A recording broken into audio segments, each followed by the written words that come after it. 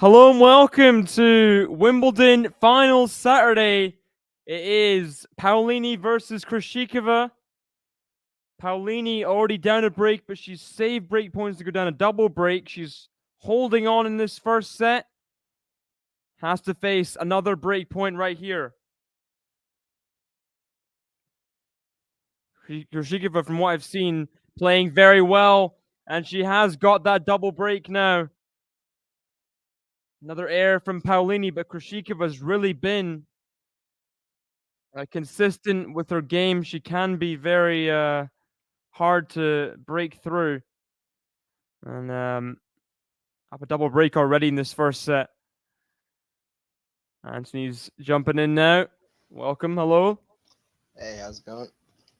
I'm good. You're a little bit quiet there, maybe. I don't know.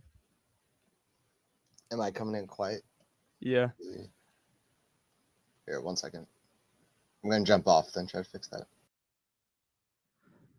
Barbora Krejcikova has got the experience, of course, in this final. She's won Roland Garros before. She's won Wimbledon in doubles twice. She's a serial winner in doubles.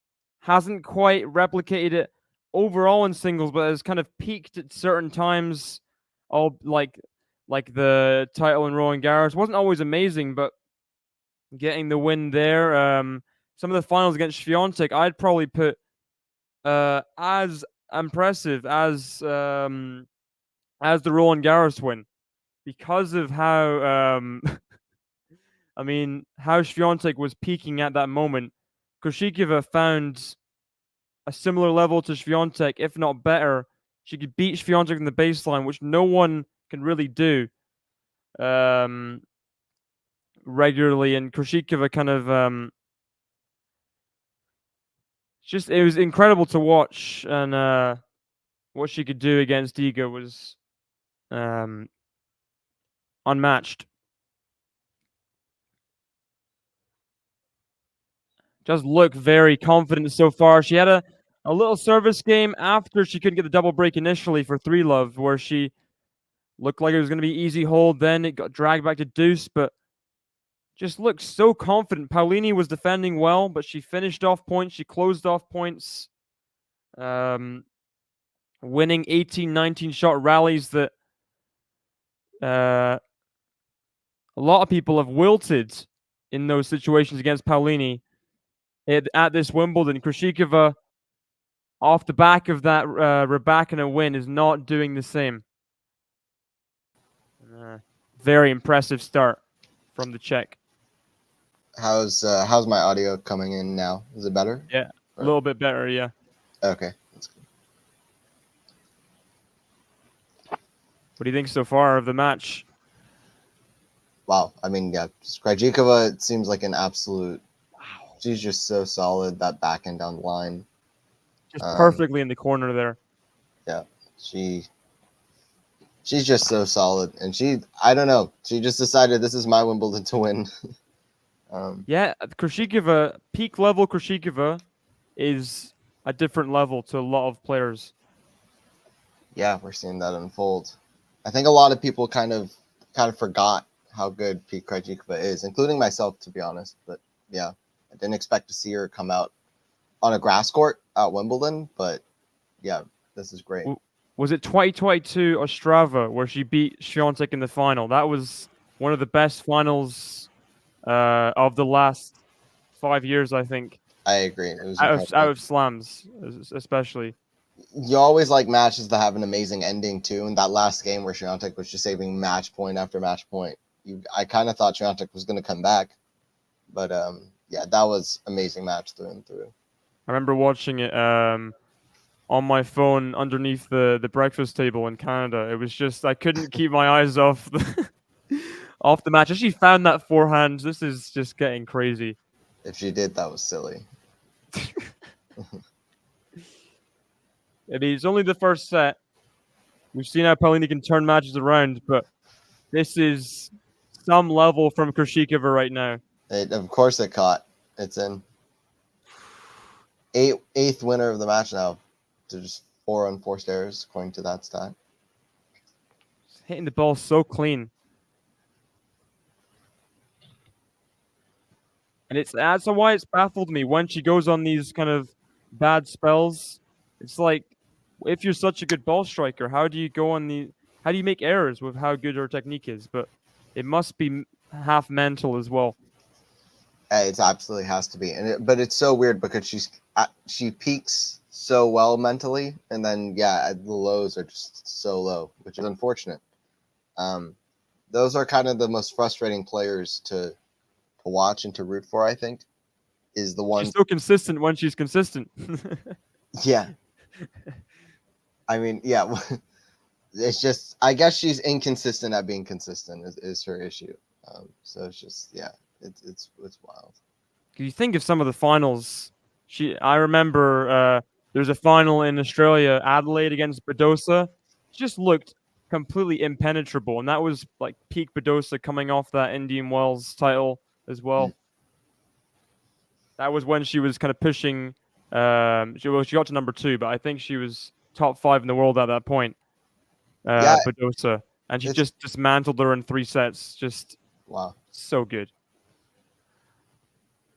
Yeah, I mean, you mentioned that Swiatek match that comes to mind, along with her French Open title.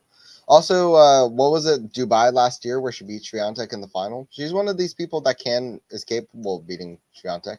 I mean, it's at least 3 or 4 times that she's beaten her in a couple of finals as well.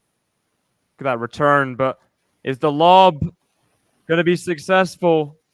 She's just finding ways against Paolini. She's got the variety herself, and she's kind of matching her, I think. That's so good, though, that lob. And all that backhand was going to do was set up another backhand winner from Krejcikova. So it's just relentless right now. Oh, absolutely. This is machine-like at the moment. Paolini's gonna find something at some stage. There's gonna be a dip, surely, from Krejcikova. Yeah, and you hope when Krejcikova does hit that dip, it does dip a little bit, that Paolini will hopefully, if the pressure of it being the final isn't too much, that she's going to be able to take advantage.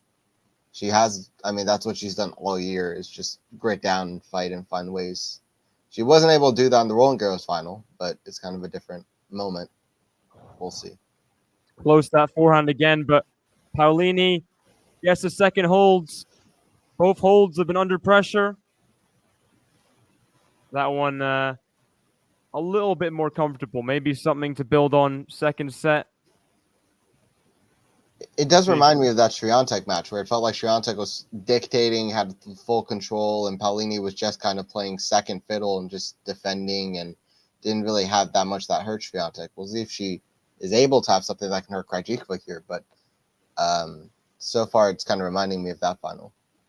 Well, it's interesting because looking at Paolini's opponents through the tournament, I guess you'd say Madison Keys would be someone who has a lot of firepower, but apart from that, firepower is not really there for Sorribes Tormo, Great Minin, Andreescu, Emma Navarro, Vekic. Is not. She kind of Vekic, I guess, as well, has firepower, not as consistently as Keys maybe, but she does go 3 sets with the people with power, I think, in this tournament. Yeah, I mean, we'll see what she's able to do, but I think that this is the highest level player that she's faced, the way that Krejcikova is playing to this point so far. Tom Cruise in the crowd. Yeah, did you see about Alcaraz versus Djokovic, the most expensive entry level ticket in any 10,000 or something? 10.6K. That's like getting to Super Bowl like dumb levels, right? Well, it's even beyond that. Like the thing about Wimbledon, the stadium isn't as big as Super Bowl. Like everything is perfect for Wimbledon to be like this expensive, crazy sporting event. We're going to see so many celebrities at the match tomorrow. It's going to be like if you look. The celebrities are all invited there. They could afford it and they don't have to pay.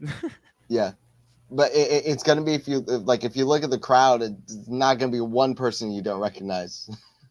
Yeah.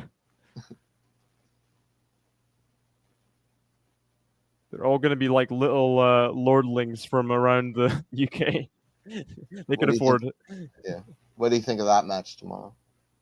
I mean, I was on my walk home yesterday. I was thinking of the mental dynamics. Is there going to be a thing where, well, we saw what happened when Djokovic bounced back in Cincinnati. He was fired up for a Masters final where Djokovic Masters finals obviously likes winning Masters, but that was the most he wanted to win a Masters in a long time.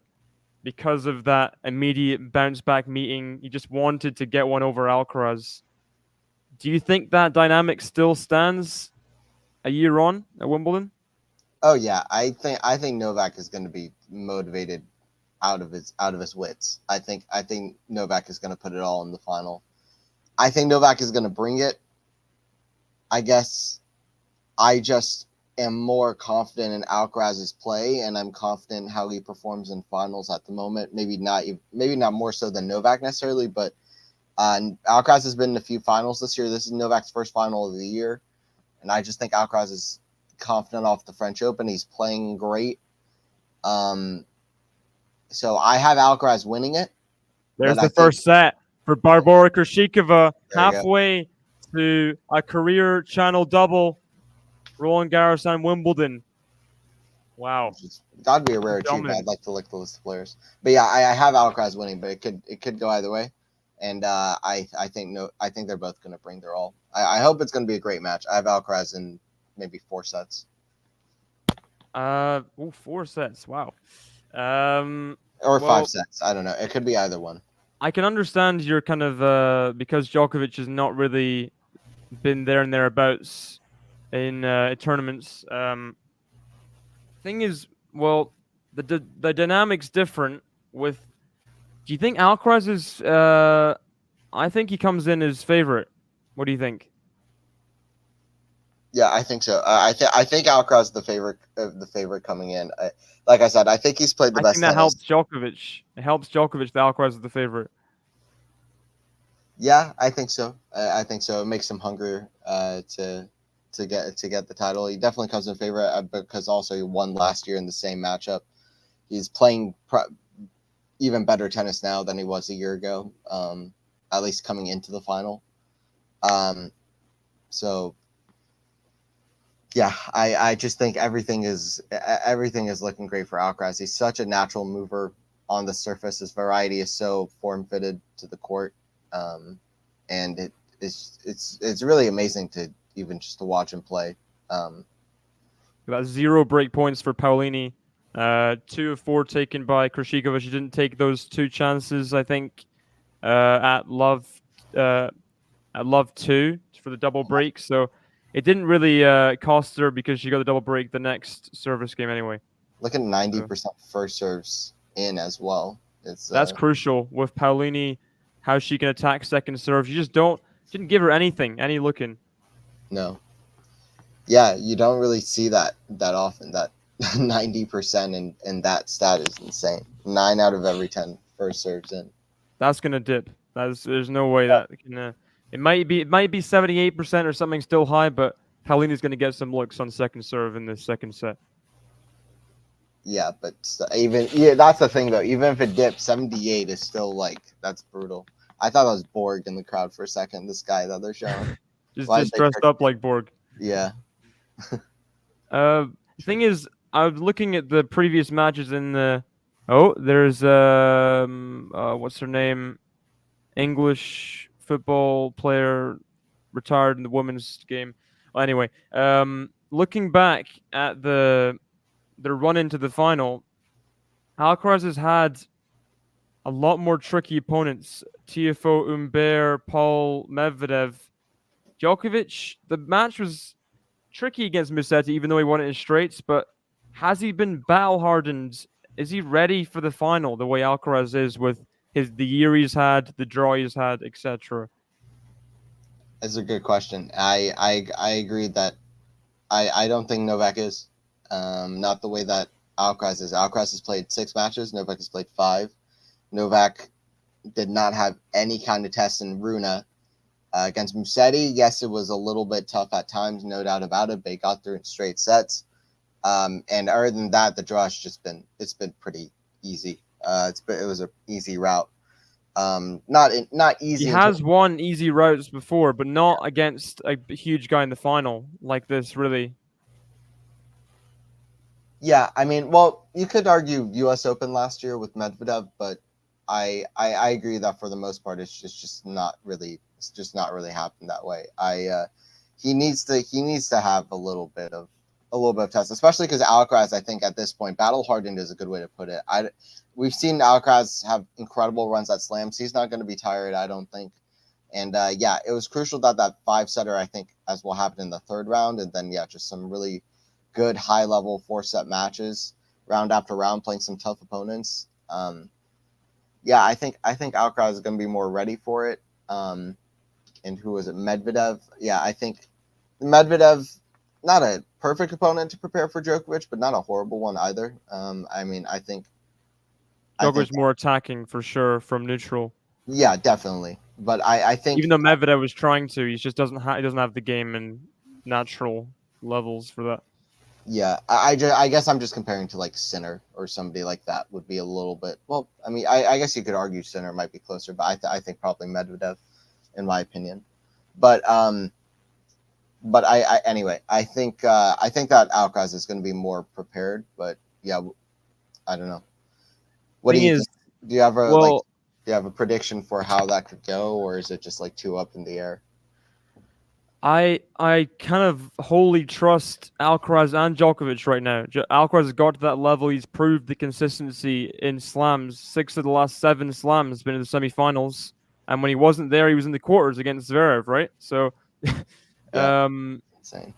It's really Alcaraz in clutch moments as well. If it goes 5, we saw what happened last year. Djokovic is clutch in 5 as well, but Alcaraz is. If when it comes to new players, the next gen, he's on a different level of peaking in clutch that we've only really seen in a Djokovic, like in the last 5 years. I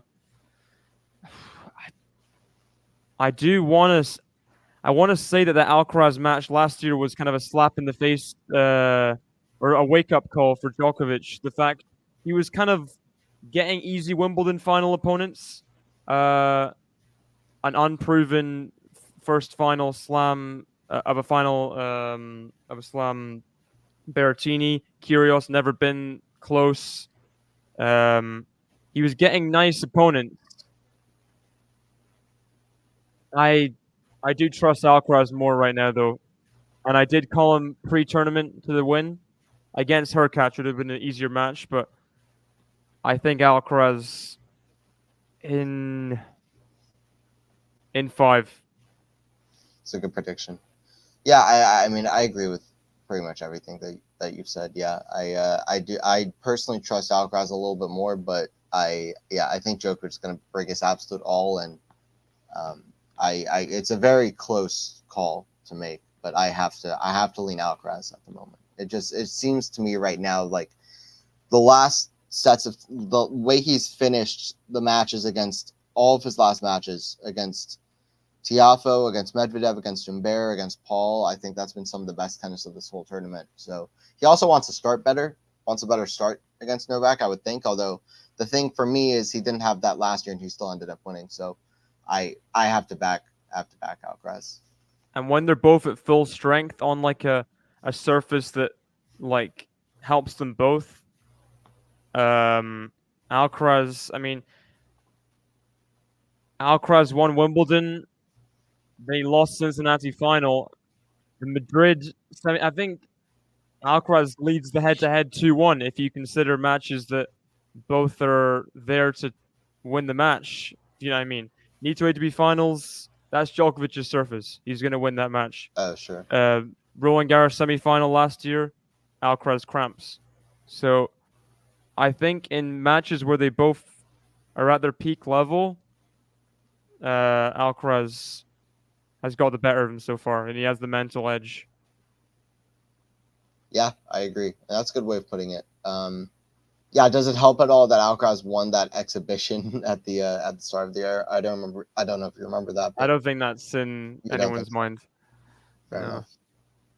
Yeah, no, I agree. Honestly, but yeah, I do wonder though about mental edge with Djokovic having won that last one. But yeah, you're right that it is on surface where Djokovic just has such a lead. I guess it's or such an advantage. I guess it's the fact that it was so kind of one sided that it was almost a little bit surprising. But yeah, I think Alcaraz has to put that one in the But bin. Djokovic's service is better than Alcaraz, and it's the fastest surface on the tour. So I think Right. you can discount it.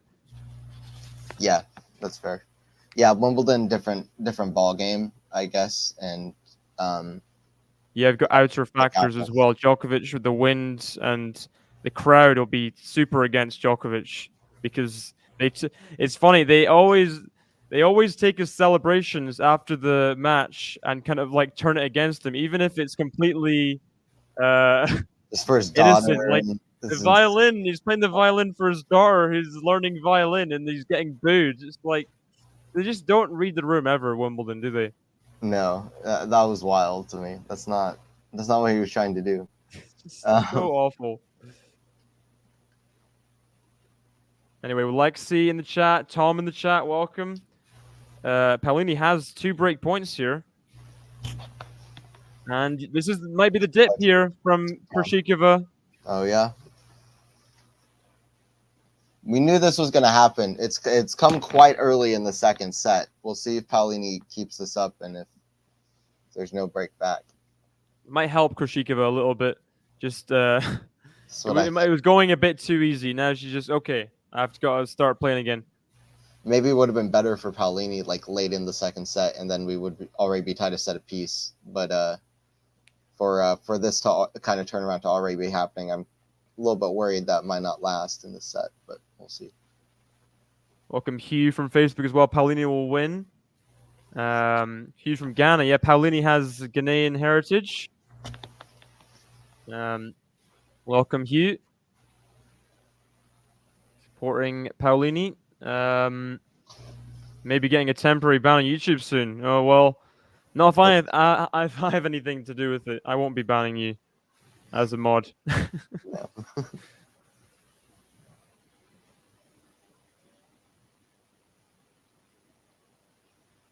Big service game here. If Krejcikova can play free, might get the break back. Challenge here from Paolini off that shot on the baseline. Ooh, didn't realize Nadal was playing Bastad. Just got a notification from Tennis TV.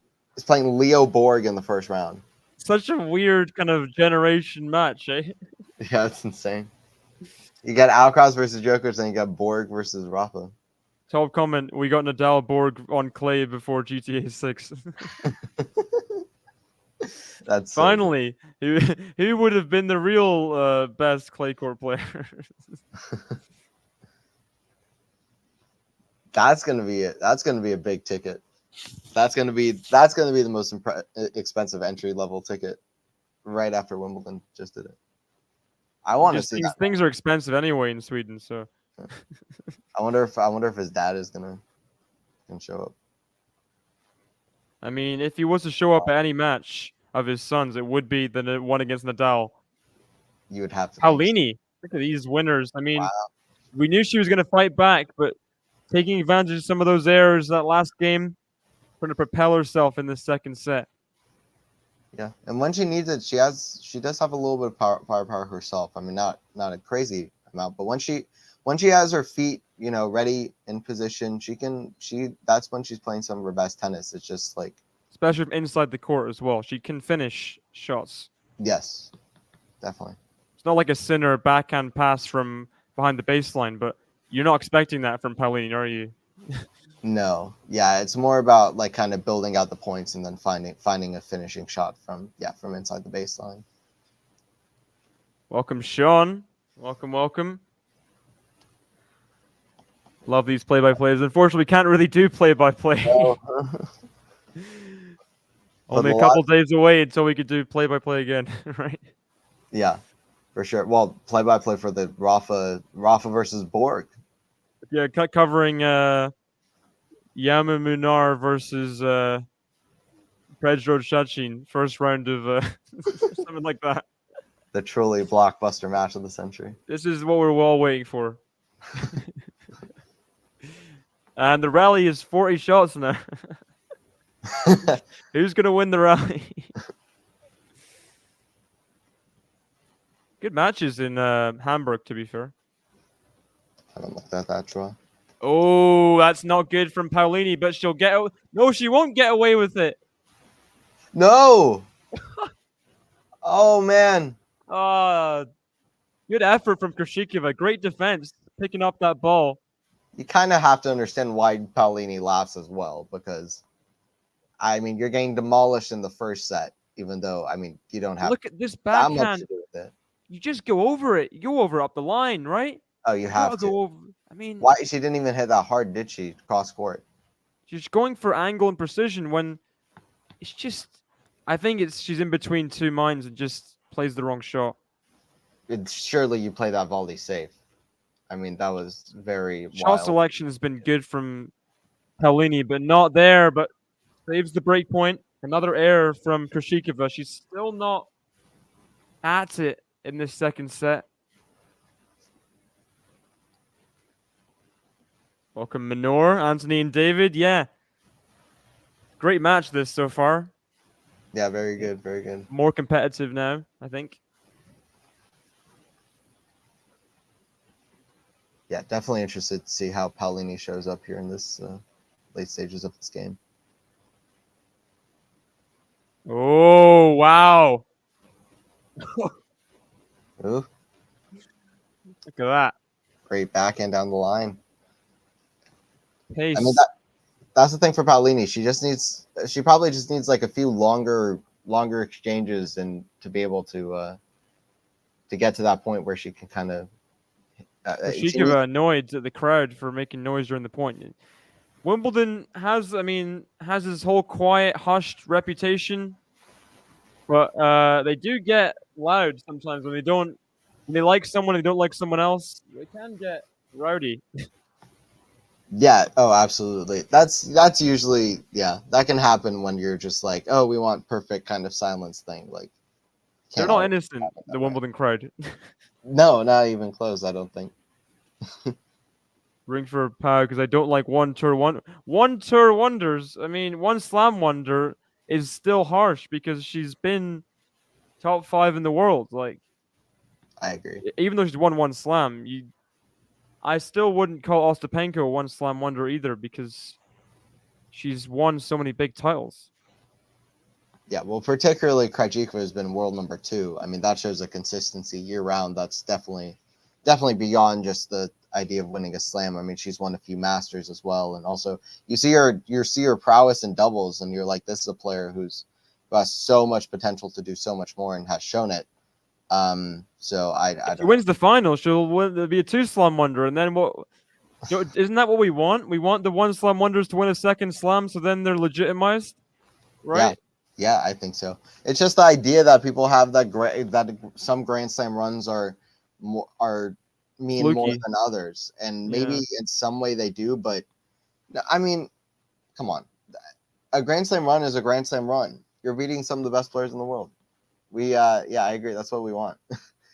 It's gonna be 3 slam wonder after this because the draw was easy or something. Like, it's a Grand Slam. You try winning one. It's not. It's one of the hardest achievements in sports.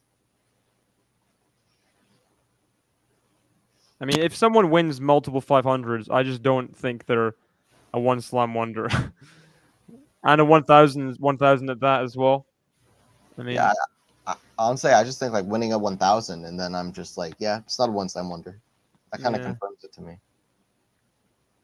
Then I guess you'd kind of BB Andreescu is one of those, like, is she almost a 2 tournament? It's not quite 2 tournament, but the Indian Wells and US Open combined kind of it's not been much since, right? Some finals. It's just been injuries though for Andreescu. I don't like to necessarily shame her career too much so far, just because she's had such an unlucky route with injury after injury. I hope that we can see now from now on maybe a healthier version and see what she's able to do. But it's just been it's been disappointing with how her body is held up. You may not like Barbora, but you cannot make fun of her run. This is like a no joke run in a slam, especially considering how things opened up. Bottom half, Barbora. I mean, beating Collins, Ostapenko, and Rybakina back to back to back that's a good 3 wins. Yeah, I definitely agree. Especially because at that point, a lot of people were saying that Rybakina and Ostapenko were playing some of the best, if not the best tennis of the whole tournament. So I thought Rybakina, Ostapenko winning straight sets against Krejcikova. yeah, same. I think I had Ostapenko in 3 sets, but the same thing. I had them both comfortable. So I had Rybakina at least comfortable. So yeah, I agree. It's not an easy run for Krejcikova at all, especially and Paolini now. I mean, Paolini is not easy. Look at what's happening now. She's playing really, really well. This is definitely an opportunity for Paolini right here. Krejcikova needs to hold on, keep herself in the set. Double break, the set's pretty much gone. Think if Paolini would like. I think people can think of Paolini what they will, but she is a top 5 player now. So that's kind of how you have to consider it. Like this is another tough match for Krejcikova. If Krejcikova pulls this off, I agree with you. It'd be a extremely, extremely tough run to the final. Or well, not extremely. It's a tough run. I wouldn't say tougher than some people are giving credit for, at least. I would say. No doubt.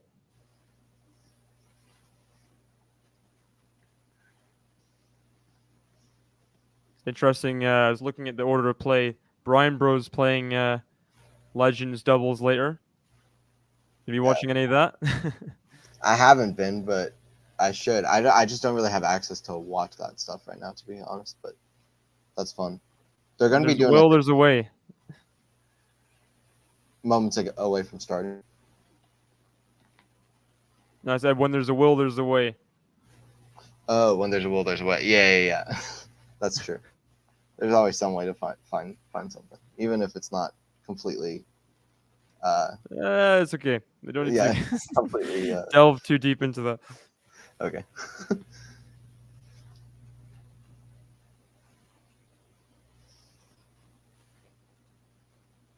be a good hold for Krejcikova from 15-40 down. I think it's long. Paolini. Is he going to challenge? It's a great hold. Yeah, you got to be careful when it's just one break cushion. It looked all day like the set was pretty much over, but she got the double break. Oh, definitely if she got the double break, yeah. So now game's still on.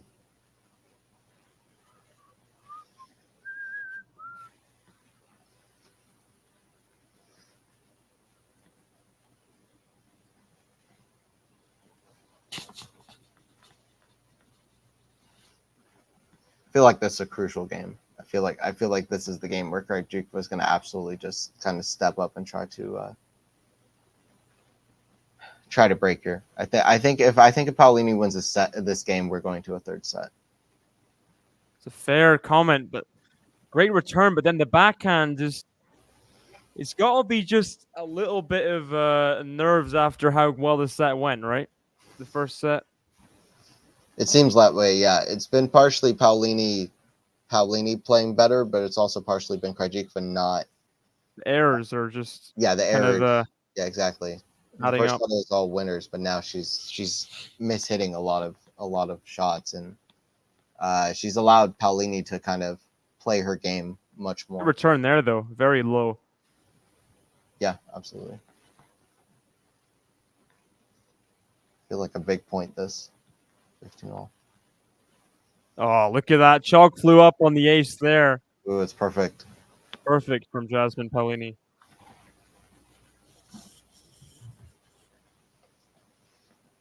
Do you think Paolini, this is a start of something bigger? Do you think she ever reaches another major final in her career? Or this is kind of a one and done situation. Well, I think we've kind of February's one thing. The she's kind of showed it on all three surfaces this year. I think if she can have, I'm not expecting big titles or anything. If she can have decent runs, beat the people she's supposed to beat in terms of outside of top 50 kind of people regularly till the end of the year, I mean, I have faith in Jasmine Paolini putting together more runs. She's shown she can do it. Yeah, I mean that's fair. I think it's hard to say. It's really hard to say at the moment. I guess you kind of have to back her, but she isn't on a bit of a streak of momentum at the moment. I'll say this: I'm not necessarily going to bet on her to just keep doing this to get to more and more major finals after major finals, but I expect It's probably not gonna be three major finals in a row. If there is, I mean, yeah, that's just crazy. I expect a major semifinal or two, or maybe even that turns into a major final down the road. But I don't think it'll be within the next 2 or 3, if it does This happen. is definitely a kind of anomaly kind of moment. Yeah, it's certainly that, because I saw a stat that said something like the only players within the last 17 years to win French Open and Wimbledon back to back is Novak, Roger, Rafa, Venus, Serena, and then Paolini. I believe is just like she's like Or to this get in the final, anyway. to get the final. But yeah, it's just like wow, that's an amazing stat. Yeah, to get to the final of French and Wimbledon back to back, because that is hard to do. It's a little bit easier with the week in between now, but that's a very tough accomplishment.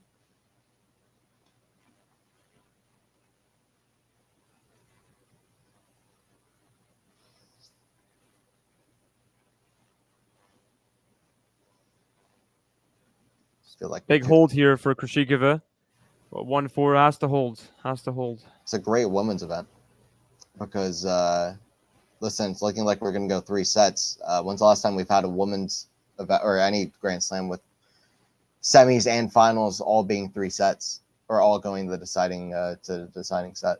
It's a pretty big moment. Interesting. Welcome, Andrea. Regular on Twitch. Hello, guys. Happy to see very good pair of commentators as you are. Thank you very much. Italian, but I hope to see Barbora win. Deserves really more than anyone. That's very interesting. I don't see anything unrootable about Paolini. If I was Italian, I'd like champion Paolini to the moon. You know. Yeah, absolutely. Yeah, I like both these players, but I agree. If anybody, if I had an American player in the final, I'd have a hard time not to root for them, especially when there's as completely undislikable as Paolini is. Great serve there from Krejcikova. Look at the angle on the slice. She's just staying within reach a little bit. You guys rooting for Krejcikova? I'm pretty neutral. I like both. I think Krejcikova, with her run, has kind of her runs impressed me more than Paolini has, and just the kind of story with Yana Novotna and coming back strong here. It would be an emotional win, I think. Yeah, I'm neutral. I'm not particularly hugely rooting for one or the other. I like both these players, so which I was excited. I was excited about watching a final one. I'm not hugely rooting for one or the other because it's always it really adds that extra kind of pressure and nerves when you're Yeah, I'm pretty neutral.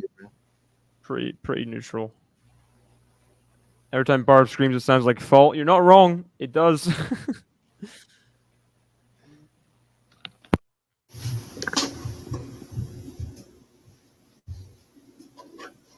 40-15, big chance for a hold here, but look at that return from Paolini. It's outrageous. Crazy. Oh, Swiatek, like. So looking at, I was talking about the Hamburg draw before. Darderi Sonigo first round is interesting. There's Rune Marajan, bottom half is very good. Marajan with the absolutely killer performance against Rune, like a month and a half ago, where Rune had no chance. So if Marajan even shows up with half of that and Rune does not play at higher level, Was that on clay then? I believe so. I could be wrong. Let me check. You know what? Month and Maybe a half ago it would have been, right? no, Miami Oh, okay. 6-1. But I still feel like that's still a confidence builder of a win in their head-to-head. But For sure. Rune would back himself a little bit more, I think, probably. But Marajan can play on clay too. We've seen that. Not that Marajan was a complete like non-name when he played Rune because he beat Alcaraz, but I think it does kind of wake you up to plan tactics more if the guy beats you. Yeah, absolutely. And I just don't know. I don't know if I trust Rune with tactics. No way! What a Oh my volley! God. What the heck? Wow. Great. How point. did she get that? That was stunning. The first one. Oh my God. God, she's almost diving. That was truly crazy. I don't know how she got back in that point, Paolini. I was watching like Sampras matches and highlights yesterday. I was like a Sampras shot, like a high volley. That was an amazing reaction shot. Oh, she had to make that, Krejcikova. I feel like because now Paolini's big favorite of the game and big favorite of the set. She's just solid, Paolini. She's just solid. She definitely does have this kind of Leylah Fernandez like vibe about her as well. She's very gritty. She's fought well in these matches. And yeah, it's just been great to watch. I recognize a person that was sitting behind Navratilova, but I think she might be a female tennis player from back in the day. British. Not sure. I didn't see her, but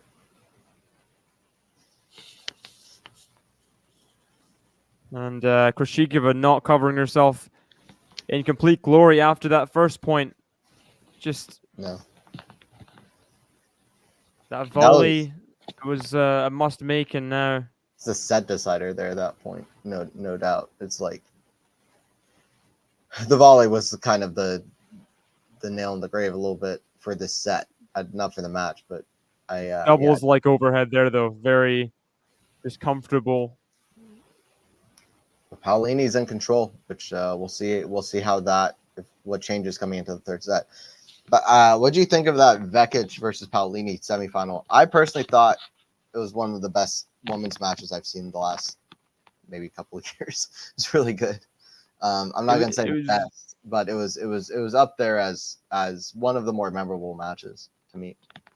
It definitely had a lot of nerves, a lot of emotion. Longest ever women's semifinal, or at least Wimbledon women's semifinal. But great clutch shot making as well, right? Like from like 3-2 to like 8-7, they were holding their serves in that breaker. The way Vekic saved match points with a few winners in the match, and the emotions of both. What was it, 10-8 in the end? Yeah, 10-8 in the third set tiebreaker, and the level that both were showing, and the storylines of both of them caring so hard of trying to get to this huge moment in their career, which would be a final. If it was Rybakina versus Swiatek, listen, they could have absolutely monumental match, but that's a storyline they can't have. This seems like it could be one of their last chances, if not their last, to get to this kind of slam final moment. I disagree with them being mid-20s. I think there's not the last chance, but it's definitely a huge chance. That's fair. That's fair. That's probably that's definitely an overstatement. But a huge chance, yeah, more than potentially a Swiatek type opportunity with the bottom half, with Sabalenka not being there. She'll be there consistently for the next 5 years at least. So that's such a different dynamic that it's definitely opportunity once in a lifetime, perhaps, that they'll get that easy a semi-final opponent. Yeah, each of them. I agree, and it ended up being a very tight, insane match. Pedro Martinez Arnaldi first round as well, I think could be good. Cyborg Zhang could be good. Kaboli Altmaier, but Yeah, I'm not sure it's. Hamburg's always a bit of a weird tournament, isn't it? It's always it can have good finals, but it's always a bit strange. Yeah, well, it's kind of figuring itself out at the moment. It was so good as a Masters. I mean, it's been a big tournament for a long time. It's considered like the biggest 500, but The it's timing of it is not the biggest timing, is it? no, the timing of it, and they've been trying to figure it out the last like 3-4 years. But I hope it gets its footing right, because to me it should be one of the most exciting clay events. It's the 5th oldest tennis tournament in the world, so it's got a lot of history behind it.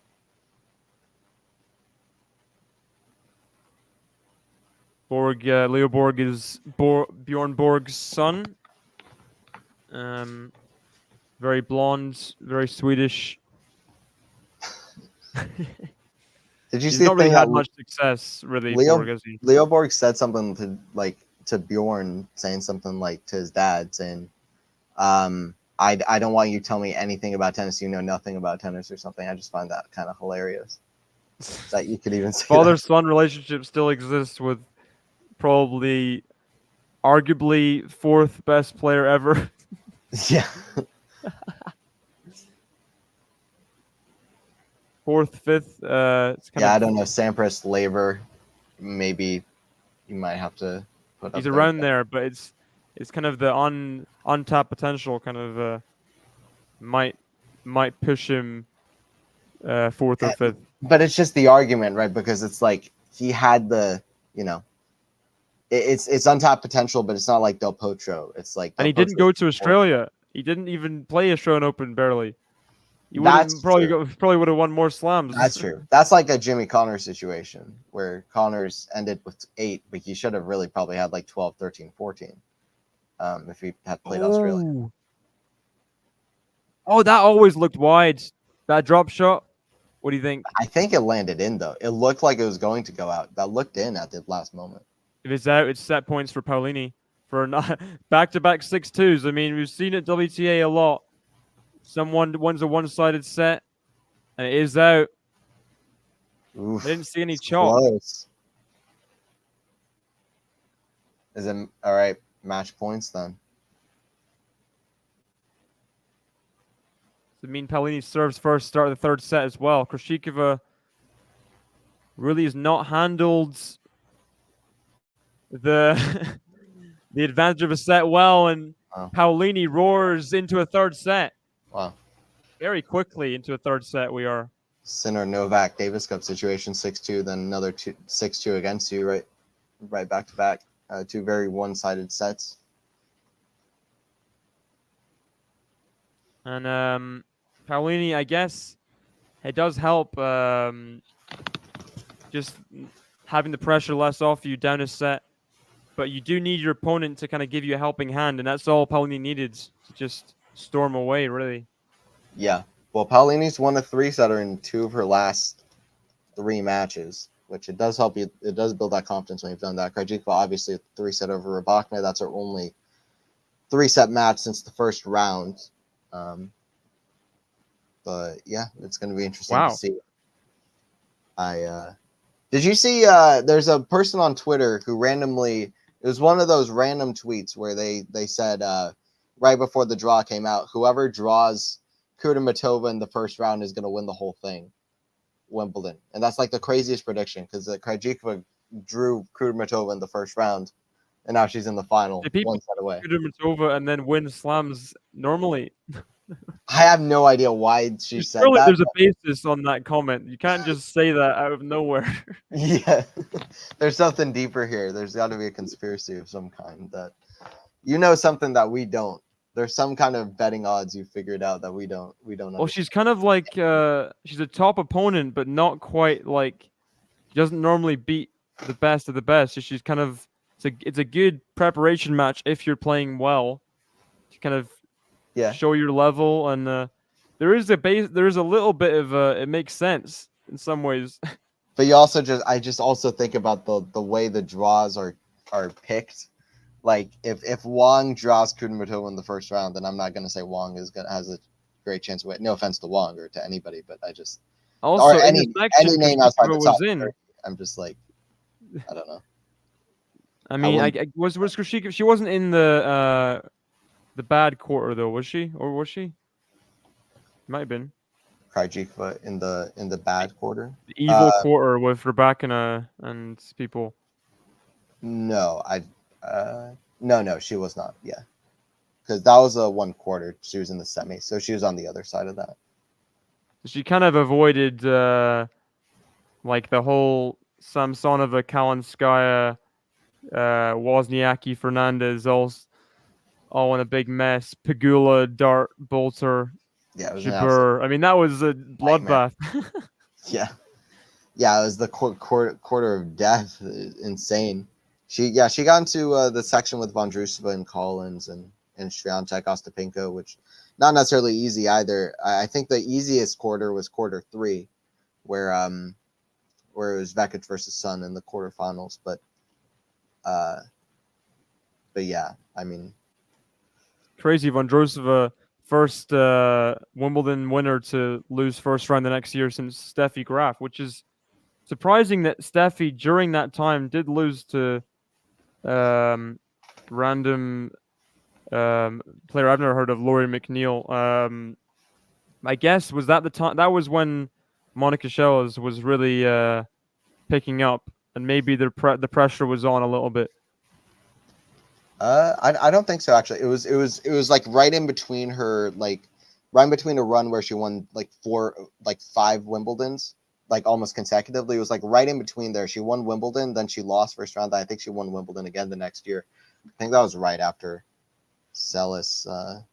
Oh yeah, the previous year I got my timings wrong. Yeah.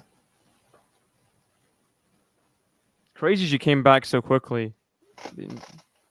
Yeah, it's insane she came back at all. Yeah, Celis is like to me like the asterisk goat. Like how well she was playing and how much she was dominating already as a teenager. It's different than Borg. It's different. Yes, very very different. Yeah, Borg chose to walk away. Seles didn't really have a choice on all her weapons being taken away. With, I mean, pre-attack, Seles was beating the best player in history at the time. Yeah, exactly, handily, and yeah, Borg played at least till he was like 25. Had a good like 8-year, 9-year run. Celis barely got started, and she was already one of the greatest to ever play. So it's just a really unfortunate situation.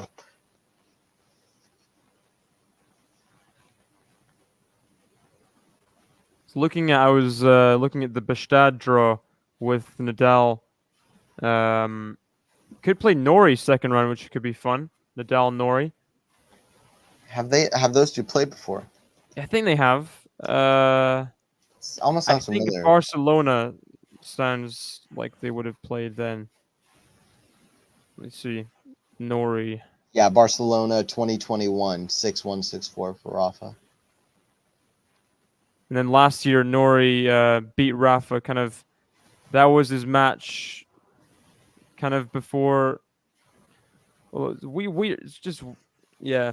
I don't even remember the timings of Rafa coming in and out with injury anymore. It's all a kind of blur, isn't it? Yeah, that was a strange moment, that United Cup, because Rafa was like, it looked like he was almost finding like a better level than he was at least playing for part of the end of 2022, but he still wasn't there. Lost to Diemnor, lost to Nori. Yeah, that was a weird moment. I'm happy he at least got to step on a court again after that 2022 ending 2023 start. Yeah, I'm excited to watch Nadal first in Bastad and then in the Olympics. That should be good. Even like a slightly, like Rafa wasn't 100% healthy, maybe during the clay season 2021, even though he was winning. Even that Rafa dismantled Cam easily, straight sets both times. So if Rafa is anywhere near his level that he should be, lights out, I think.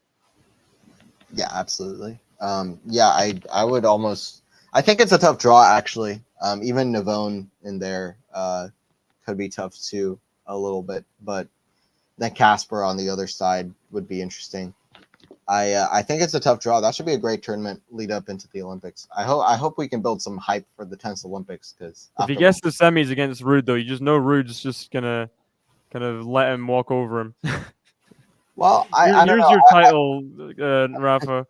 I hope it's not the case because Casper has been playing such a good ball this year consistently. I hope he can back himself more and get some confidence off a win. But I agree. I mean, even when Rafa was at his was not doing as well towards the end of 2022 in the ATP finals, just a random straight sets win for Rafa over Casper, even though Casper reached the final there. Very weird. So I hope it's not the case. And I hope Casper does differently this time around. Yeah. I mean, obviously, it'd be great if Rafa could just get a few wins on clay before the Olympics. Just 3 from this tournament, and I don't know if he's playing in like Kitzbühel or somewhere. Do you know if he is? Yeah, I'm honestly not sure. My assumption was that this was the one lead up, and then he would go straight into the Olympics. I don't know if he wants to risk his body too much, especially after having already played not a whole lot, but at least a decent amount. I was assuming this is the one lead up, but I don't know for sure. Doesn't look like he's in the UMAG or Kitzbühel, so probably is the one lead up. He'll hope to get. I think he'll hope to get at least one win and a good match. Anything better than that is a bonus. What do you think? Yeah, I agree. I totally agree with you. Nori is going to be a tough opponent. I think Rafa is just going to be hoping that he gets. Yeah, obviously he'll want to win that Leo Borg match, and that shouldn't be much of a problem for him. But then yeah, the Nori match, I'm assuming he just wants good match play after that more than anything else. Yeah, play him tough. That's the goal. Yeah. Meanwhile, this third set's getting underway. Paolini held pretty comfortably. Krejcikova now 30-love up. See if she can just calm herself down and just do what she's doing first set. Hold pretty comfortably. And maybe refocus is the key for Krejcikova.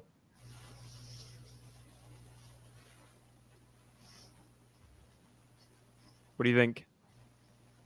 Yeah, I agree. I think that I hope that we see some of the level that Krejcikova had in the first set. I hope that Paolini shows up the level she had in the second, because we should have a great match.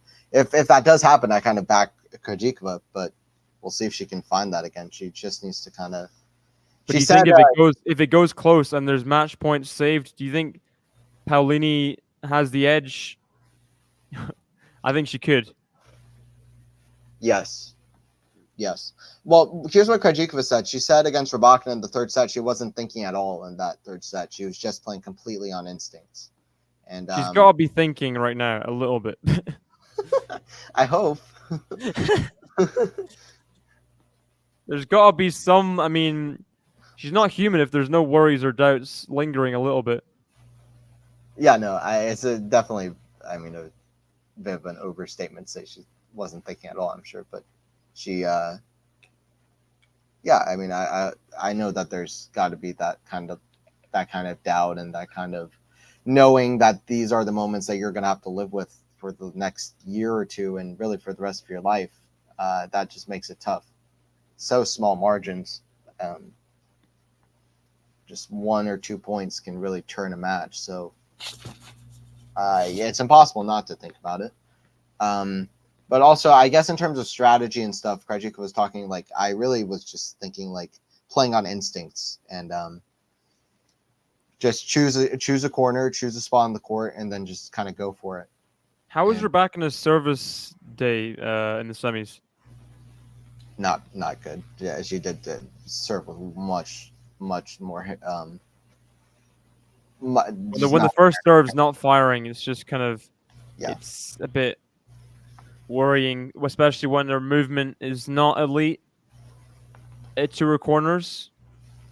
Yeah, I worry about Rybakina every now and again with that serve when it's not at its best, and also she just seems like mentally sometimes when the pressure is on her, mentally she can just not perform sometimes, and it's a bit frustrating to watch because she has the level, but it just seems like when she's the absolute favorite, she can really crumble to pressure time after time.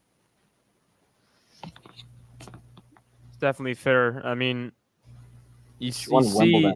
She won you see Wimbledon. more often than we used to kind of a more rattled Krejcikova when she's put in Rybakina, when she's in a third set or when it's not going to plan, she doesn't reset or do the things she should do as much as you'd hope, right? Yes. Yeah. Yeah. Absolutely.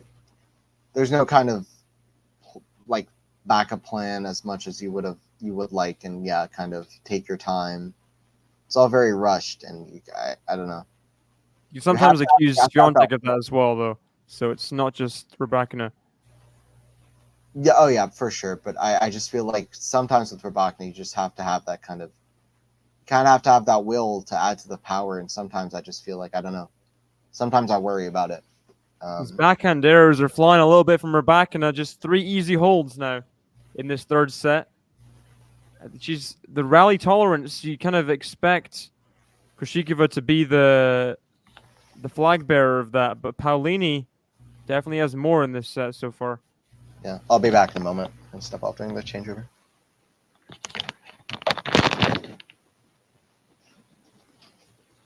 So men's and women's men's and women's men's and women's doubles finals later today as well. Just exactly after this one, Purcell, Thompson, Heliavara, Patton, the Brit there, so going to get a lot of support along with Heliavara. Purcell, Thompson, Aussie guys, very prepared to Purcell won Wimbledon a couple years ago in doubles. As for Thompson, I don't think that was with Purcell. Was it? Yeah, final this year, but Purcell, with the experience, probably their favorites, you'd say. As for Siniakova, Townsend, Dabrowski, Routliffe, that's really close. I mean, I can go either way. Siniakova, of course, winning Wimbledon twice. You'd probably put them favorites, even though they're lower seed, with her experience.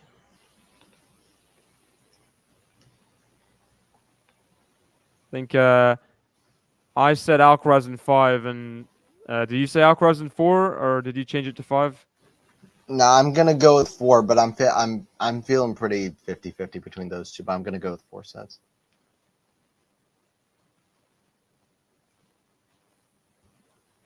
Ooh, backhand long from Paolini. How long can we go? I mean, with holds, it's just been 2 one-sided sets thus far. Is the third going to be the one where we go all the way to a super tiebreak, maybe?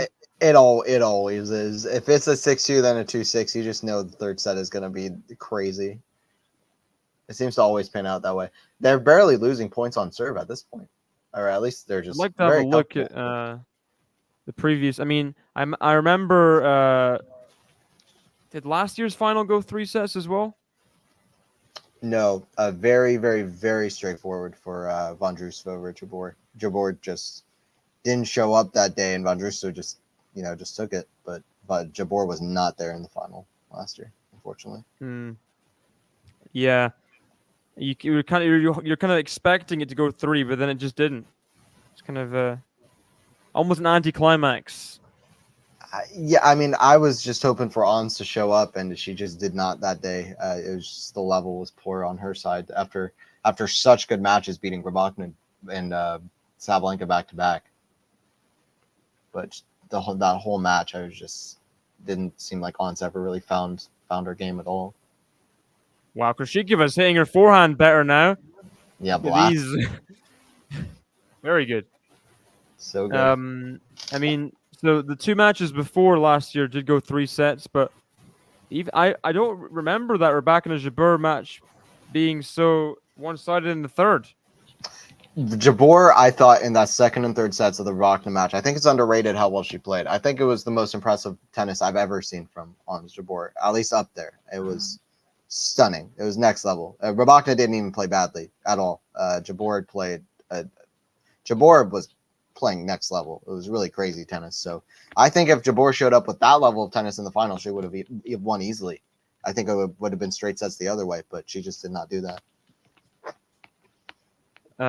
Went 3 that Ash Barty Pliskova match. That was interesting because it felt like it should have been straight sets, but Pliskova kind of crawled her way through.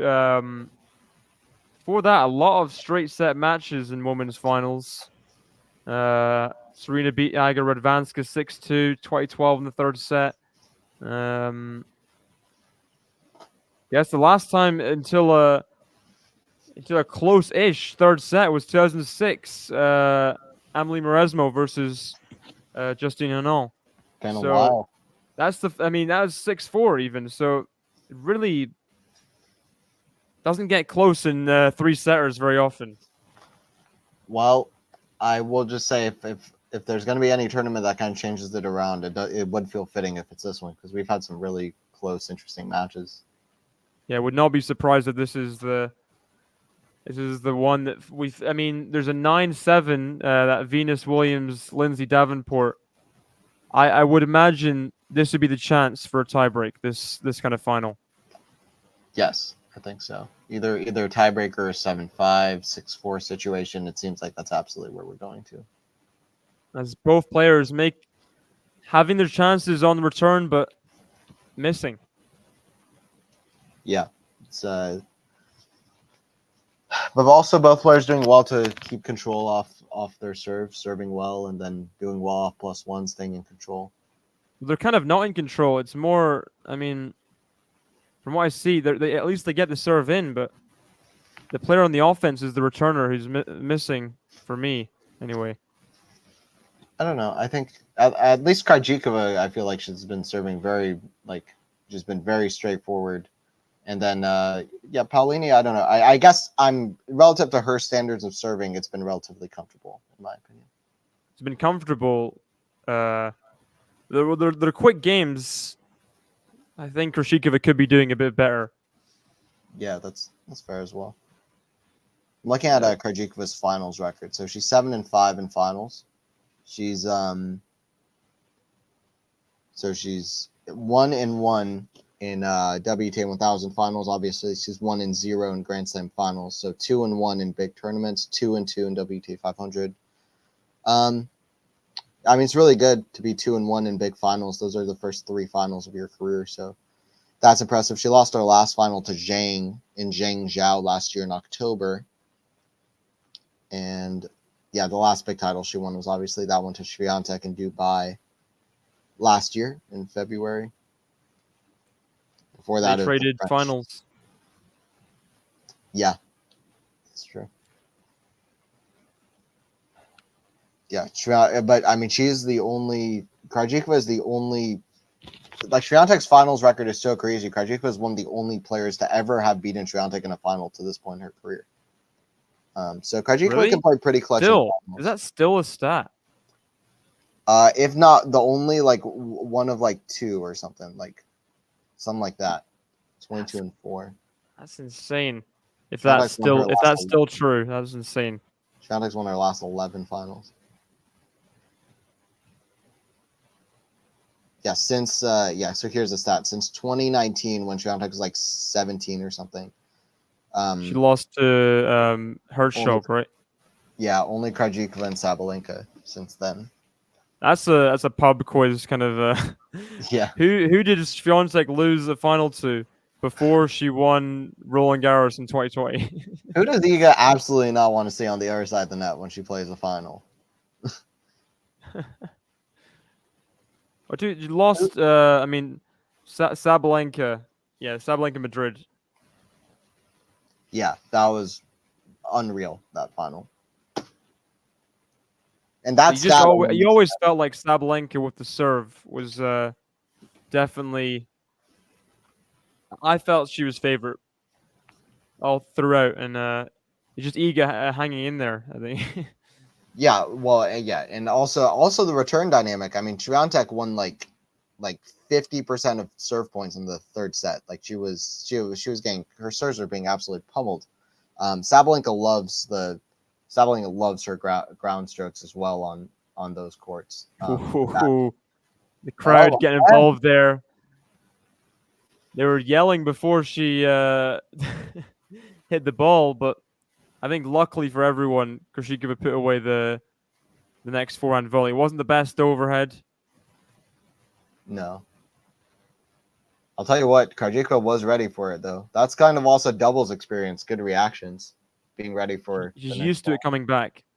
Yes, absolutely. That's what the doubles players keep practicing over and over again. Rapid volleys. Doubles is underrated.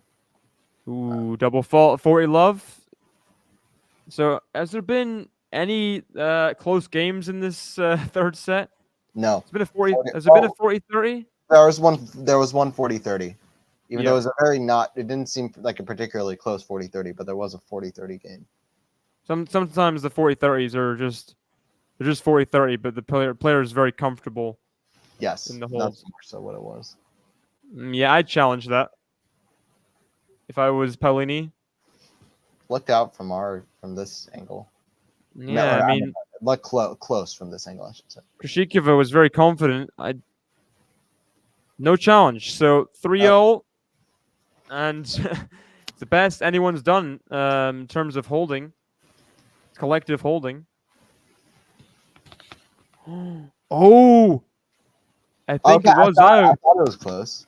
It was out as well, but it was only 40-15. But that's still something, isn't it? Paolini didn't bother to challenge. I was gonna say, just like, don't tell Paolini though. You know? Yeah, she doesn't want to know. Maybe sometimes people don't challenge on purpose, just not to mess up the rhythm, I think. Oh, absolutely. Yeah, I think that might be even over 50% the time why they. What's the best that's going to happen? You lose the game to 30, like, you know? I don't know. I mean, you can't ever count yourself out of a game, I think. I think sometimes you're clinging on to your opponent's service games in this kind of set, then you can mentally be at a disadvantage. Love 30 here. This is a chance for Krejcikova. Paolini going for just her third title. Krejcikova going for her 8th.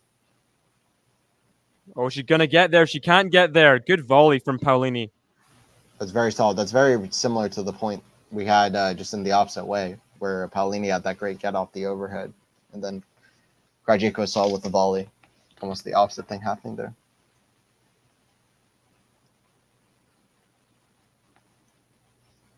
It's always funny every year when it says on the men's side of Wikipedia, Stan Wawrinka is vying for the career Grand Slam. It's just he's not going to win Wimbledon. That's a weird thing to say every time. Like, if he does it, then you maybe should say it. But yeah, whenever that is the case, is like vying for. Makes it past the third round, then you just like let him get a career best result first, like the quarterfinals a couple times. Almost feels a little disrespectful. Like Stan Wawrinka, oh, he loses in the second round. Oh, okay. And there's a break point for Krejcikova. Here it is. The chance. She may be just more comfortable taking control in this match, I feel like, a little bit. More up to the trophy's right there. She's maybe the one more comfortable just taking that step forward and kind of taking it. She's hitting these huge shots to do that. Maybe from a kind of neutral perspective, I guess, as well. When she was a set-up, the dynamic changed a bit. But the fact that it's back even, loose slice, and look at that reaction from Paolini. She's not done yet at all. No. Still call Krejcikova favorite here. You said Paolini in 3 yesterday, right? I did, yeah. That was my prediction. Sticking to that? Yeah. I don't like to go back on my picks. They're not always true, but I like to stick by them. I don't know. When it comes to, like what we were saying earlier, when it goes to the late stages of these sets, I kind of like Paolini here because she's been in this situation. The mentality is good for sure. Second chance for Krejcikova. The That's mentality is going to have to come in handy again.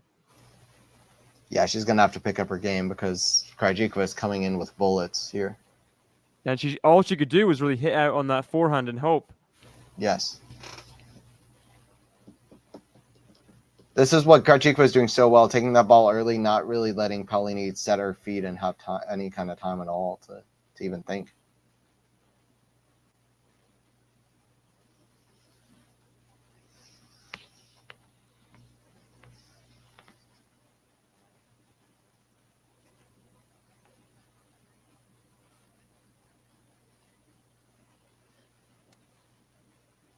Sorry, had a mic problem.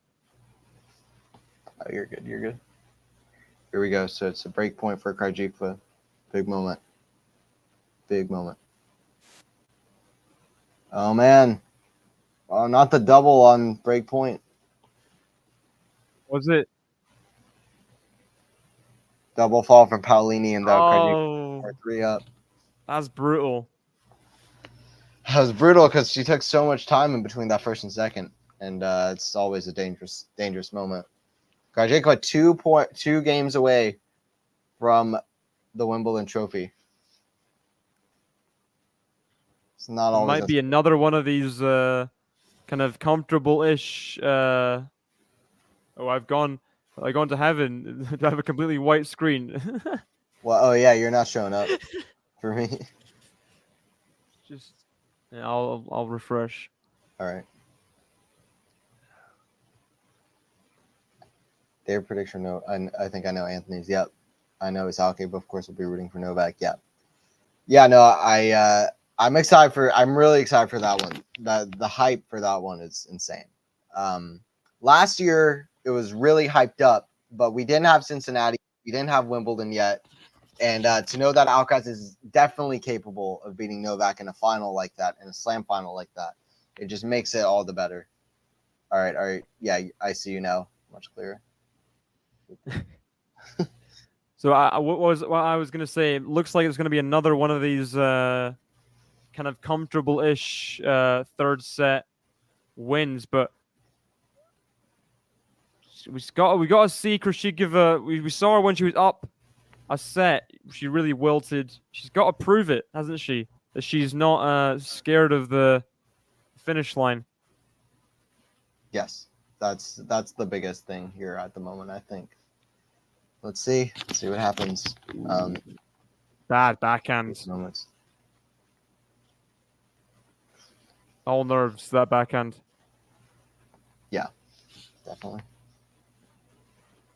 It's hard, right? Because in some ways, when you get through a bunch of close matches, it makes it easier. But also, there is that thing of, man, I worked so hard for this moment right here, right now. It's a little bit of added pressure just to think like on yourself, to think I worked so hard just to kind of give myself a chance to win this title, and it all comes down to these moments now. That's elite right there. That ace. Absolutely, that was clutch. She's come up with some great serves. Krejcikova's serve in this third set has definitely been one of the biggest keys in this match yet, or in general. It's one of the biggest keys to this match. And Paolini's just not giving much back in terms of return.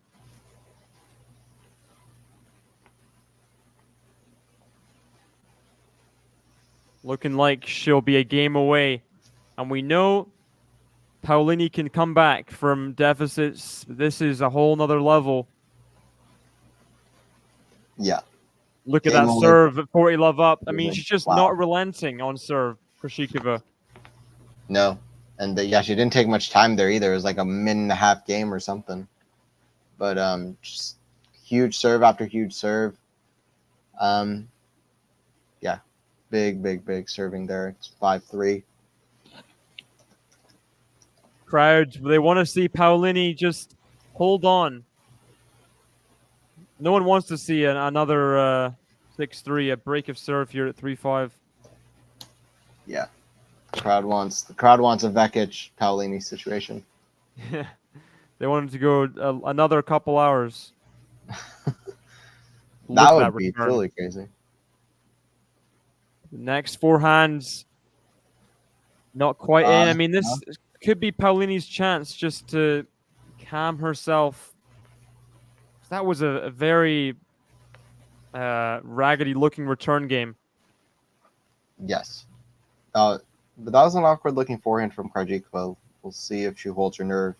But she might just be kind of, it seems like she's just kind of throwing this game away and then just focusing on the 5-4 game. I didn't think it was too raggedy. I thought it kind of matched the return in terms of depth. It just other side of the line. I think just, yeah, going for it is kind of her mindset right now. Yeah. She's going for it for sure. Good game here from Paolini, though. Yeah. Solid. Might even want to come to net more and more if she's having success with it. It's kind of helping to not let Krejcikova dictate too much too, trying to force her to make these passes. Ooh, nice catch from the ball kid there. That's very good. Yeah, I mean, it's kind of coming to net with the depth that Krejcikova is hitting with in general. It's difficult to come to net. What's the route to net?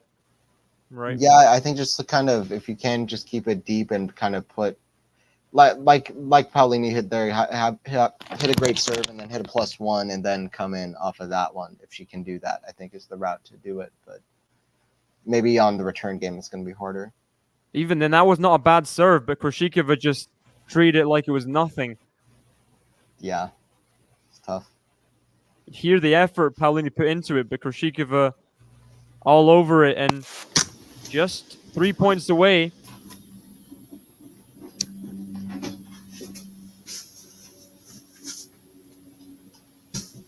Do another Casper, says Lexi. Well, luckily for you, Casper is not going to be anywhere near Wimbledon finals. So, as Paolini holds for 5-4, so she's done her half. Absolutely, 5-4. Yeah, Casper's not even, he doesn't even know what's going on right now. He's just focusing on golf at the moment. He's not worried about these Wimbledon matches. In Switzerland, living life. Sweden. That's how you have to do it. I respect it.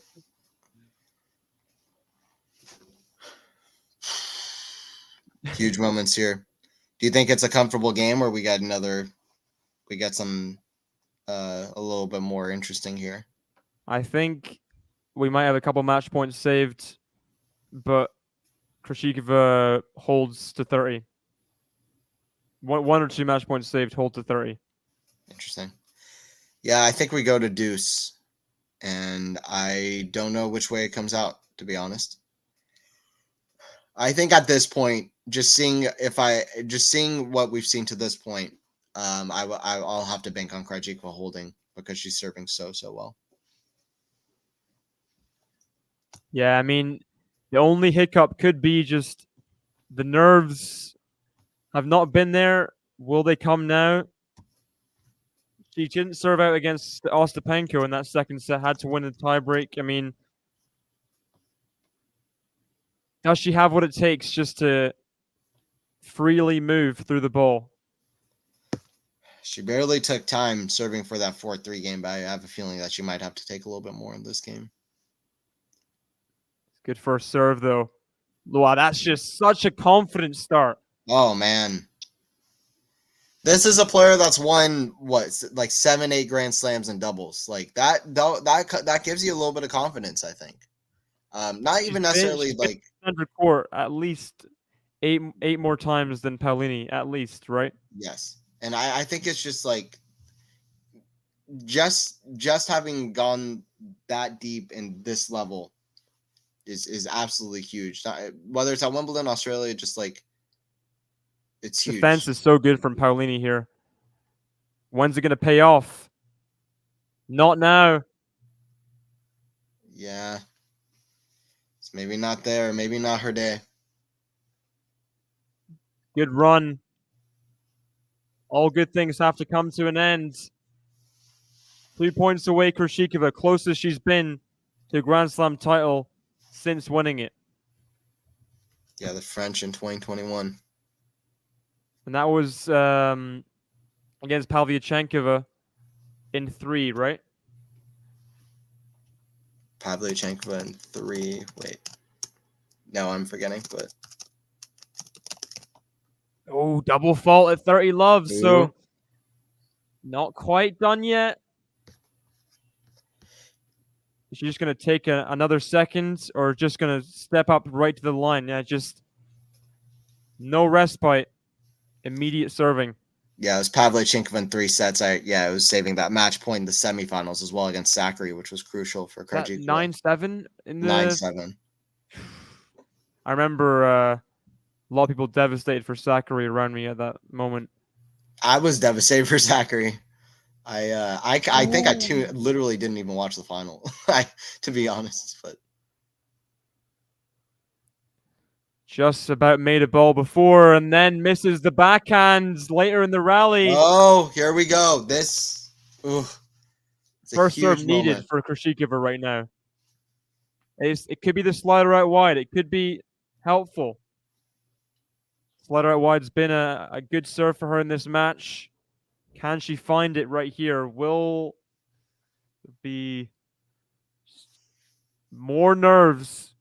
Slider out wide was very safe, but has a short ball.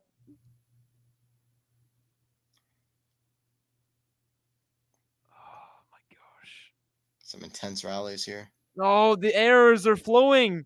Where did this come from? Wow. I mean, 30 love up. Absolute nerves. It's just the moment, right?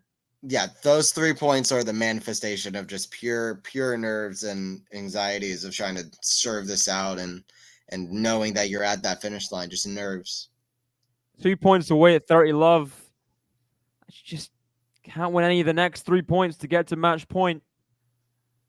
Oh my gosh. Needs a huge serve now. Doesn't get one. Oh, that's clutch, though. I thought she might have missed that volley. Yeah. I was very tense. Didn't look comfortable. She didn't necessarily get it to that low, did she? But she did it. She did enough with the placement there. Sometimes when you play it safe, though, that's when it can go wrong. You played too safe. Yes, I agree. You missed the easiest volley of your life because he doesn't need to be so precise is the danger. Deuce. Another second serve. Barbora, you can do it, says Andrea. Yeah, that you was have to feel like this is the embodiment of nerves because this whole set she's been serving fantastic, getting lots of so good all set. Has match point, has championship point now. Oh, she does. That goes out. That was prime semifinal Zachary back in the day. That was that's really when it started, right? Yeah, basically. And then after that it was hard. I think maybe semifinals of the US Open that year, but it was basically then and there her troubles began. If she wins that match, who knows how her career would have turned. Sure, Muguruza not wanting Krejcikova to win right now as well, but 1 point away. Championship point. Oh, it's not close. Oh, that wasn't even close in either direction. Just complete nerves, and that's one gone. Listen, I would just be careful here if I was Krejcikova. She has to come up with 2 points. She has to learn from that mistake and just come up with 2 much more clutch points here. Get some first serves in. Was not expecting the T serve there, but I guess when you go slider so often. Yeah. She's been going the other way. Oh! Oh! Break back! Whoa! Oh my gosh. Is it all going to come crumbling down for Barbora? Man, that would be devastating. The way she hit that backhand that just didn't even get close on match point. That's the fire in her eyes we saw in that semifinal when Paolini fought like hell at 5-all and from a breakdown all in that set as well. It's intense and yet so calm. She enjoys every minute of it, but she wants it. Second serve as well. This could really get ugly for Krejcikova. Some defense Oh, two-hander. Oh, challenging. wow. Made it in. Challenging though. I thought it was in, but I think I Paolini saw the bounce. I'm pretty sure it landed in, but she's got 2 challenges left. Yeah, pretty well in. yeah. Well in. Yeah. But wow, what a oof. And Paolini, Crazy. the way sometimes when people drop balls back on those breakpoint chances, they kind of expect the person having to save breakpoint to miss those kind of forehands. And it was so close. Yeah. Oh! Is that in? That was perfect serve. Oh my gosh. I also wonder though if I don't know. I wonder if Paolini will keep the same fight. Hit the It's like been button, close. It's kind of what subscribe, you said. guys. This is such a big moment. Yeah, you said Does saving she match take it points. now? It's looking like it might be that, but all right, one more here. See if Krejcikova can That do better. was so close. No way. That's not a shot she misses on any other point. How close was that return from Paolini? So close to being wide. It's a But game of instead, inches. I have the the worst next feeling for slice. Krejcikova. I'm not gonna lie, but Paolini's fighting well. To be fair,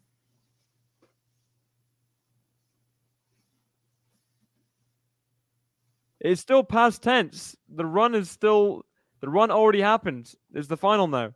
I could say past tense for the run to the final. yeah. Don't make me look like some kind of fool here, Manor, please.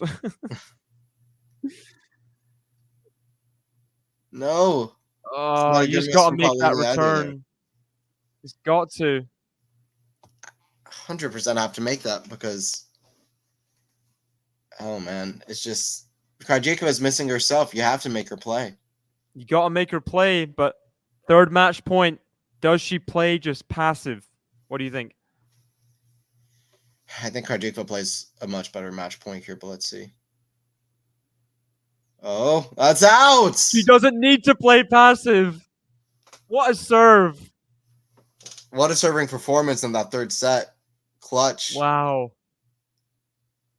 Wow. Great There's the run from match. Paolini. Nice hug at net. People remember that semifinal and her run here, but oh man, as soon as the match started, it seemed like Krejcikova was really playing the better tennis. She came off to a really strong start here, and what a strong kind of last set as well to cap off a fantastic tournament, a difficult, fantastic kind of event for her to get her second Grand Slam in singles after all this time. I think her 10th major overall, if you include doubles, but second singles major, and back to the top of the sport. She's back into the top 10 now with that. One slam wonder who? One slam wonder who, Barbora Krejcikova. No. She's won a second Grand Slam title. I mean, I remember earlier this year, the Gilgross, there was Gilgross mailbag. Rank all the one slam wonders, the people who've won only one slam in terms of ability, everything. I think he ranked Barbora quite further down, maybe 6th or something. He was not high on Barbora Krejcikova, and Barbora has done it. I mean, channel double in her career alongside all the doubles titles as well. This is history for Czech Republic. Absolutely nuts.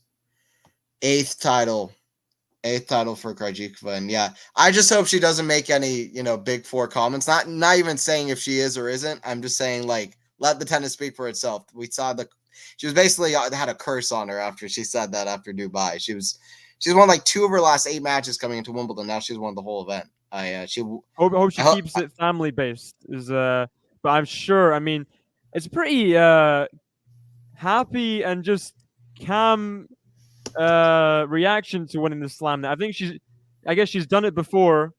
It's now just it'll probably feel better the second one.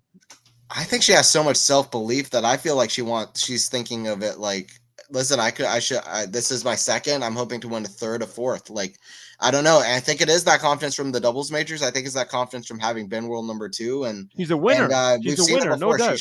She's obviously very confident and has said that before. So, what is it with Czech women in Wimbledon in SW19 back-to-back years? Who's it going to be next year? Is I think the bigger question now. The Czech women that are not fancied before the tournament. No one's calling Krejcikova as the winner. No one's calling Vondrousova as the winner. But it's two players that previously had success and made big runs. You think of those finals at the Olympics, Roland Garros for Vondrousova. I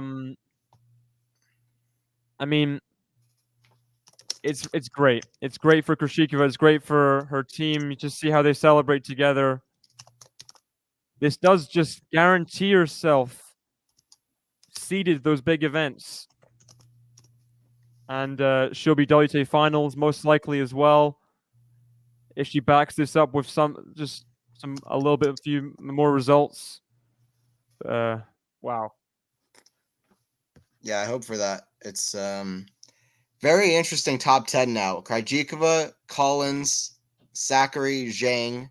Pagulas dropped down to 6th. Paolini at number 5. And then obviously Rybakina, Sabalenka, Goff, Swiatek. But yeah, Krejcikova, I hope that she can just keep rising up the ranks more and more. She was number 32 coming into the tournament. So number 10 in the world now and only 130 points off Danielle Collins and number 9. This is considering she was number 2 before. This is a career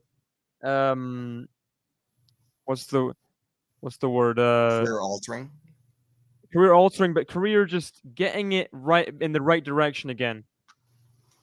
I think. Career resurging. Yeah. What a run. I'm excited to see how the rest of the year plays out. Women's tennis is so hard to predict. Tennis in general is so hard to predict. You just never know really which way it's going to go. I have Swiatek for the French every year, and then outside of that, I just don't know. Sabalenka Australia seems to be playing quite well as well now. I was thinking before the year, not before the year, before the stream, there's just always going to be a new Grand Slam winner every year. I mean, Barbora Krejcikova is not a new Grand Slam winner, but it just leaves the US. It's unexpected, for sure. Yeah, unpredictability. You need a little bit of that. I think for sure you want a balance, but you need a little bit of that. I mean, I think on the men's side we could use a little bit of that too, a little bit more than we have, which we kind of gotten this year with Sinner and Alcaraz finally kind of the next gen kind of winning 2 consecutive slams, which is something we just haven't really seen. We haven't seen over the last couple decades. So, but yeah, it's exciting. I think women's tennis is in an exciting spot. The Olympics will be interesting, although Swiatek is a big favorite. Yeah, it's pretty crazy, but it's good to see Krejcikova back in the conversation of the top players, because if she's at her best, she is so tough. So tough. You see Paolini looks a little bit jaded. I mean, it's 2 Grand Slam finals, 2 losses, but he played Krejcikova so close today. I mean, you can't blame herself, can she? Krejcikova, the way she's playing this whole tournament, and the way she was holding serve in that 3rd set.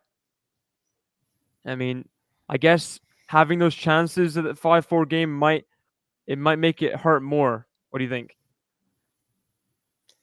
I don't know. I think the 5-4 game, you kind of have to think like she fought and gave her all. I think that'll make her feel better that she at least was able to do that. I think more so she's going to be disappointed with that break that came in the in that 3rd set, especially with how well Krejcikova was serving, just to know that she can't give the break back at that moment. So that was the one thing I think that she'll be disappointed with more than anything. I don't get sometimes the handshakes. They just skip a random person. I mean, this innocent guy getting skipped by the president of the LTA for whatever reason. I mean, yeah, strange. It's just an innocent kid. It's wild. A lot of Yeah. movement in the rankings. Vekic now up to number 21 in the world, just 2 off her career high, 16 spots up. Ons Jabeur outside the top 10 at number 16. Vondrousova goes down to number 18, well outside the top 10. And yeah, Krejcikova back into the top 10. So a lot of movement. I don't think we have that much notable movement on the men's side. We have Demon at number 6, And you potentially. think the top kind of 30, like they could all be top 20 players in the women's side. It's just they all could be top 15, all could be competing for slams. It's just such a open moment. I mean, so many good players. Everyone's competing well. Yeah, I agree. All those names are just so strong. More, it's really unpredictable, and it's high level. So it's really in a great spot with where the tour is at, especially with Swiatek, Sabalenka, Swiatek, Rybakina, Goff. All those players playing against each other just creates such a good dynamic at the top. Such great kind of rivalries, and yeah, especially the top 20 is just all so strong. It's just It's really it's tough in a for great moment. yeah, I completely agree. It's really tough for Paolini. She's trying to put on a smile. It's just gotta be so difficult. Another tough loss in a slam final. I don't Yeah. think it'll be as kind of like I don't think she has the kind of ability to have mental scars the way a Rude or Andy Murray, I guess at times, or an Ons Jabeur. She seems more like the kind of person that would just put it behind her and compete for the next major. But what do you think she'll have any sort of lasting impact?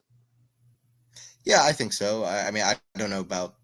I think she'll be disappointed, but I think it is different from Ons Jabeur because Jabeur was expected to win Wimbledon last year, but Paolini was not. She did not have that pressure on her that Jabeur did last year coming into this Wimbledon, so she'll be disappointed. It'll be tough to put behind her, but that's just tennis. She'll be proud of her efforts in the semi. She'll be proud that she got to the final, and then I think it's more so about the next final. If she can get there again, and if she loses again, then that's when it becomes like that next level. But I mean, going 0-2, there are plenty of legends in the sport that have done that. 0-3 becomes a little bit more rare, and then that's when it becomes really disappointing. But at the end of the day, tennis is a losing sport. You learn to enjoy the kind of losing and learning from those losses and playing and competing and every part of it. Sport And for the losers. sorry. Sport for the losers. That's all we are. Yeah, yeah. Unfortunately, so. But I We think learn from she'll the be proud. losses. Yeah, you lose more than you win pretty much at any pretty much across the board. But I think she'll be proud of her efforts, and I think she should be. So lasting effort, no, she'll be disappointed, but it's on to the next tournament, I think. Crazy as well. You think of Sinner, Berrettini, these people that have got to slam finals. Paolini is the first Italian, period, to get to 2 Grand Slam finals. That's something crazy. That's crazy. I hadn't heard that, but that's a really wild stat. Wow. Huh. You would have thought Sarah Rani or someone, but amazing stat. Not counting doubles, of course. That is an amazing stat. I'm just thinking of kind of men's players from back in the day, Italians, but I guess there isn't anybody that was that kind of on it, and that good to be very Well, she was consistent. really close, Sarah Rani. Was Yeah, Arani. Yeah, very good quarters, doubles final, players. and semi-final, 2012. I mean, she could have made another final there, but not quite. Yeah, that 2012 U.S. Open was so good. Serena kind of was way too much for Arani in that semi, but yeah, she definitely got rather close. What a random. It's a seemingly random moment in the sport with Paolini doing what she's done, but I hope that she can pick up on it and that she can be the start of something bigger for her. Yeah, she's talking to the interviewer right now, trying to stay positive. She complimented Krejcikova before and said congrats to her and her team. Yeah. She's still smiling. You know, it's a bit of an exasperated smile, but she seems genuinely happy with what she's done the last few months, as she should be. It's just She should insane. be. Anybody looking on it from the outside who's not, who's being realistic about it, this is not, this is a position she should not be in, getting to 2 finals in a row. That's not a position that anybody would have put her in. Anyone. I'm sure including Not even herself. her team. So. Not even her team thought she was going to do this. No. They couldn't have, really. It's an anomaly kind of thing, as you said. It was a good word you used earlier. It's a stunning kind of situation, and she should be proud of that, because that's an achievement in itself, to surprise everybody in the way that she did. So I don't have any words. Just unbelievable, says Barbora. Good stuff. The best day of my life, the best win of my career. Wow. Amazing. I guess everyone dreams of winning Wimbledon. Everyone does. Everyone. It is the moment in the sport when you think of the crowning, kind of the top moment. It's that winning Wimbledon and falling on the ground and having that victory. So I want to congratulate Jasmine and her team. Been a great 2 weeks and a great final. You know what that means as well? In the end, I was a lucky one, but it was a great match. I'll say after her speech, but I just had a thought as well, which is pretty crazy. She's recognizing how much she fought in the match, going for every ball. I mean, that's just Paolini in a nutshell. Just fighting for everything. Yeah, absolutely. Intense ending to the match.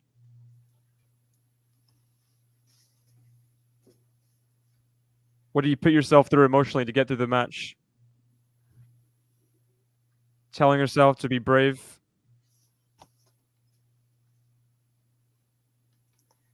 And if she has to continue playing after 5-all, she has to. This is her mindset. Big up. My prediction was crap. Yeah, well, same Cedric. Congrats, Barbara. I pick Nole tomorrow. Fair enough. I have to go with my opposite prediction too. I had Alcaraz and Paolini. So Martina, the former Czechoslovakian, in the crowd, very much enjoying this. The GOAT. And she gets a shout out by the interviewer.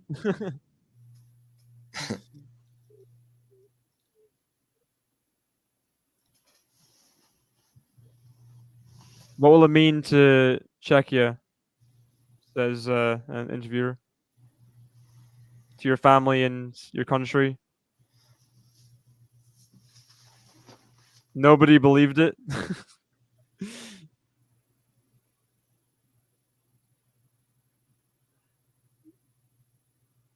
She says, no one's going to believe it. I can't believe it. I still can't believe it. Yeah, the Kudermetova match, over 3 hours in the first round. You mean, after that match, who's predicting her to win? It's insane. Well, only that person on Twitter who we were talking about said, not on the radar. Whoever you face first round, Kudermetova is going to win the tournament. One person. Yeah, I'm trying to find that tweet now, but that's insane. I'm sure he didn't have a good beginning of the season, but unbelievable.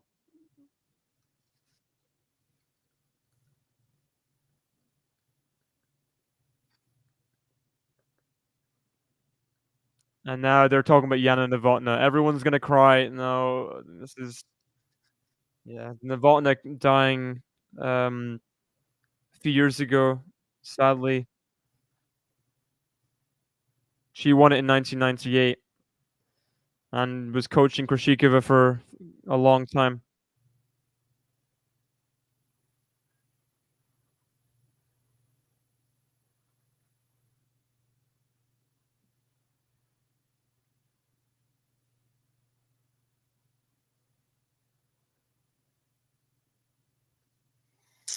I was just thinking, with the 3 Wimbledon champions the last few years, every single champion has been ranked outside the top 25 in the world, I think, before the tournament started. Pretty sure that's accurate. Vondrusa was unseeded. Krejcikova was outside. I think Rybakina was like the 26th seed. That is insane. I'm double checking that. Krejcikova is saying that after juniors, that Yana Novotna was the one to actually encourage her in tennis, to believe in her. Other people didn't, but she was saying to go for it, and she credits her with all her success.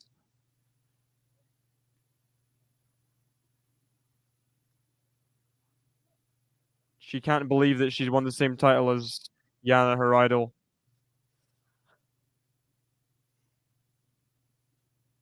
How are you going to celebrate tonight? This could get interesting. This answer, tiramisu. No, that's Fiontek.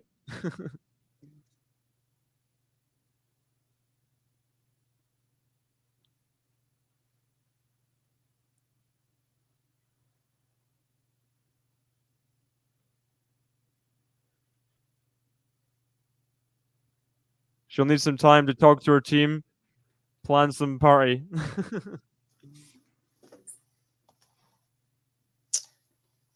All right, I think that's gonna have to do it for me. She's thankful, especially that her. Okay, well, it's been great. It's been a great final. Thanks for joining afterwards as well. Yeah, I guess Djokovic Alcaraz tomorrow should be insane. So, are you gonna be able to do that one tomorrow? The crowd really enjoying Barbora's win. I think I think Paolini's probably the crowd favorite, but Krejcikova, the way she plays, very, very nice to watch, and lots of winners, lots of consistency, and deserved champion. Yeah, absolutely. I mean, listen, if anybody had any doubts, the way she played in that first and third set in the final, I mean, that's got to ease your doubts. She played absolutely phenomenal both those two sets. So, all right, I appreciate everybody in the chat. Andreas, Nahil, Lexi, everybody joined in, Minor, everybody who joined in, Cedric. But yeah, I'll see you later, David. It was a great final. Bye-bye. That goes Jummy on this one. The final of the women's. Krejcikova is a two-time Grand Slam champion. The odds did not call this. Somehow, she made it through Collins, Ostapenko, Rybakina, and Paolini in the final. She's a two-time Grand Slam champion. Not to mention all the double slams. Such a talent, and she'll be celebrating a lot tonight. See you guys tomorrow for the final of the men's. Alcaraz Djokovic. It'll be an amazing match, I'm sure. And can't wait for that one. Bye-bye, guys.